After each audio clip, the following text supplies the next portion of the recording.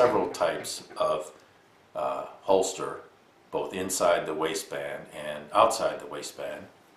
And here you see one of each type. On this side you have the Alien Gear Cloak 2.0 inside the waistband holster. It has leather on one side and neoprene on the other. These are the great clips they have that you just lift up and over the belt, and it's tuckable. So this provides good concealment as well as comfort. Here you have the Alien Gear Cloak outside the waistband holster. Now this is a double stack 45 and this is a single stack 45. As you know, Alien Gear makes different shells that are interchangeable between the backings. So this shell used to be on my inside the waistband tuckable carrier. And this is the only one that I had for several months. And I would carry this 45 inside the waistband using this shell and this backing. After a while it became obvious that while I liked the idea of carrying my 460 Roland Conversion 45 XDM compact, when I carried it inside the waistband, the weight of the gun, which is 3 pounds loaded, had a tendency to shift just a little bit the entire holster system, and it ended up being not quite as comfortable as I wanted it to be, although it was very comfortable when compared to other options. So I thought, I'll get an outside the waistband backing, and I already had the shell for the single stack XDS, and I thought I'd switch them. So I did. And what I found out is that carrying my 45 outside, this double stack outside the waistband is more comfortable. I can get to the firearm a bit better, and carrying the smaller firearm inside the waistband is a lot more comfortable and provides deeper concealment. So that was my rationale for getting the second carrier, for outside the waistband carrier for a heavier gun, and then putting the other shell on this. Now I want to talk a little bit about inside the waistband, outside the waistband, and concealment and what you get. The fact is that an outside the waistband holster rig for most firearms provides less concealment benefit than inside the waistband. It also allows you to carry for outside the waistband a bit heavier firearm, more full-size firearm than carrying inside the waistband. Now, the problem with outside the waistband concealed carry is that you have to wear a long drape that takes the garment below the muzzle of the firearm, and with your arms held down in a down position. With almost all outside the waistband holsters, when you raise your hands over your head, you will expose about that much of your firearm.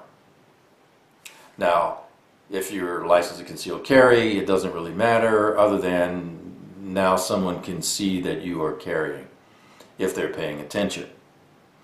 It also means that the way you dress and the way you walk around must always be, must always be aware that if you raise your hands up shoulder heights or over your head, like you're in a store and you're reaching for something, or you're in someone's home or your home, wherever, as soon as you raise your hands over your head, about this much of your firearm is now going to be exposed. Hence, inside the waistband. Inside the waistband, your belt line is covering the bottom part of your firearm. So if you raise your hands over your head, most garments will not expose the upper part of your firearm. That's just the way, you know, sweaters and small vests and those kind of things, and even some jackets are built. There are some jackets that are cut a little high, and then if you raise your hands over your head, you will now start to expose a little bit more of your firearm. So that's something to think about. The deeper the concealment, the harder, the longer it's going to take in microseconds or seconds to draw the firearm than outside the waistband. Tuckable pretty much means the entire firearm is hidden by the shirt or whatever your garment is that you're tucking, and you're going to have to rip it away to expose the firearm to take it out.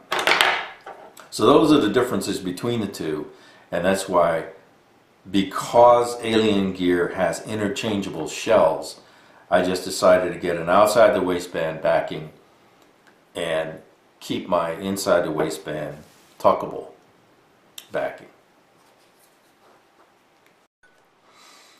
Now, what I discovered with both of these, and this is true for any outside the waistband or inside the waistband holster, including most Kydex, where your retention is this indent that goes inside the trigger guard. The degree of retention is then controlled usually by screws, one or more, depending on the holster you have. Because there is only one type of retention on these types of holsters, whether it's outside the waistband or inside the waistband, it is not recommended that you open carry either of these. They are designed for the primary mission of concealed carry, not open carry. The reason for that is if you only have one type of retention, you had better be pretty good at retention defensive techniques and be pretty fast at it. That's why you see most law enforcement officers with at least double retention and some even triple retention to make sure that somebody can't get to their firearm and take it away from them out of the holster. So whether it's outside the waistband or inside the waistband, one type of retention that is adjustable by the screws is concealed carry only, and that's how you need to think about that. Now, how much tension you should have is a function of how active you want to be and how fast you want to get the firearm out. A good test is to just turn the holster upside down. If it falls out, you need more retention. It's, you know, pretty good. And that's what I've done. Now, for Alien Gear, because the shells are interchangeable for different sizes of firearm, you have to size and adjust the screws and the retainers and the spacers underneath for the firearm.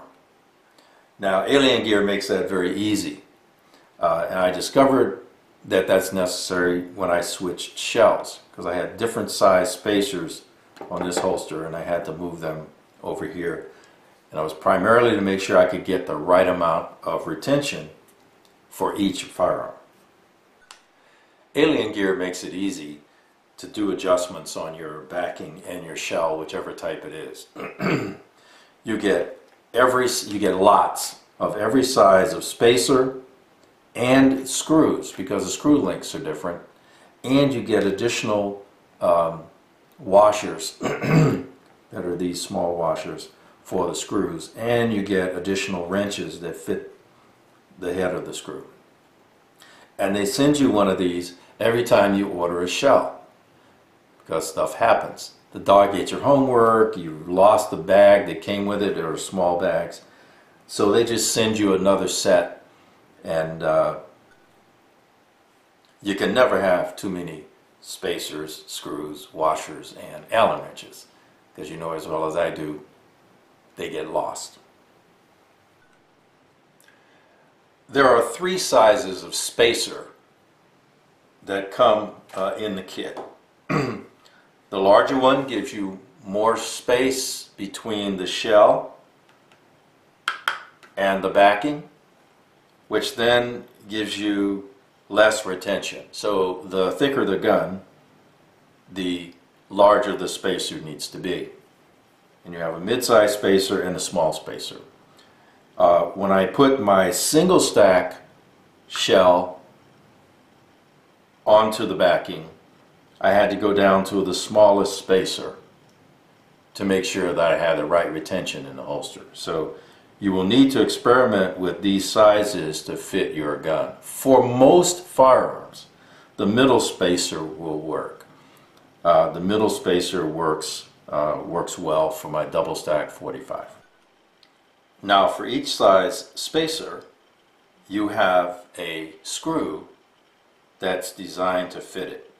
For the small spacer, you have the short screw, the medium screw, and the large spacer, the large screw. You probably want to avoid using the large screw and the small spacer, because what will happen is you'll have the end of the screw coming out of the back end of the holster backing, and you know, scratching your clothes or your skin or whatever. So you want to use the right size screw for the right size spacer. Obviously you're not going to use a small screw in the large spacer because you won't have enough bite into the threads into the backing, and you won't be able to get enough retention, and or worse, you could run the risk of having it pop off and then lose your firearm. So you do want to pay attention to the size of the screw and the size of the spacer for your firearm. And as I said earlier, you can pretty much tell you have enough tension on your firearm when you can hold it upside down and it doesn't fall out. So, and you do that for each of your firearms that you're going to be using. Again, you use the wrenches to tighten the screws on the shell, and that will give you more or less retention between the shell and the backing.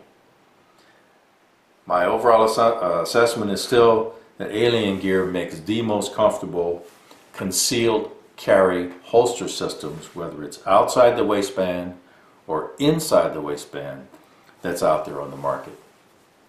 You can pay more money, you can get prettier stuff that's leather and engraved and that kind of thing, but as far as a practical everyday carry holster system that you can depend on, Alien Gear still takes the prize in my view, especially if you can get different shells and keep the backing. The exception would be if you have a revolver, then you'll need to go to their website and read up a little bit on how they deal with revolver shells and new backing. Thanks for watching.